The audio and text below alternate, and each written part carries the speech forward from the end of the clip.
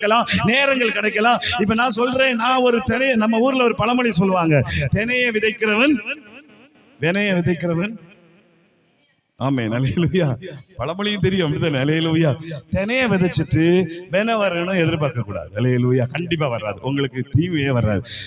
வினைய விதைச்சிட்டு தினவரணும் எதிர்பார்க்கவும் கூடாது. அல்லேலூயா. நம்முடைய எதிர்பார்ப்புகள் எப்படி இருக்கணுமோ அப்படின்னா நாம வாழுகிற வாழ்க்கையும் அப்படி இருக்கணும். அல்லேலூயா. நாம சரியா வாழாம எனக்கு எல்லாம் சரியா நடக்கும்னு நினைச்சா நடக்காது. அல்லேலூயா. நான் நல்லா இருந்தாதான் என் மனைவி நல்லா இருப்பா, நான் நல்லா இருந்தாதான் என் பிள்ளைகள் நல்லா இருப்பாங்க. நான் நல்லா இல்லைன்னா என் மனைவி நல்லா இருக்க மாட்டாங்க, பிள்ளையும் நல்லா இருக்க மாட்டாங்க. அல்லேலூயா. இது வேதத்தின் பிரமாணம். ஏன்னா பைபிள் சொல்லுகிறது, மனுஷர் எதை விதைக்கிறானோ அதையே அறுப்பா. இது தேவன் நமக்கு திருப்பி திருப்பி திருப்பி திருப்பி கொண்டு வருகிறார். அவை முன்னும் பின்னும் அவ்வளவு வந்துகிட்டே இருக்கும். நாம சில நேரங்களில் யாருக்கு தெரியாம செய்வோம், ஆனா அது வந்து படம் எடுத்துட்டு நிற்கும். அல்லேலூயா. பல வருஷத்துக்கு அப்புறம் படம் எடுத்து நிற்கும். ஏன் நிற்கும் தெரியுமா?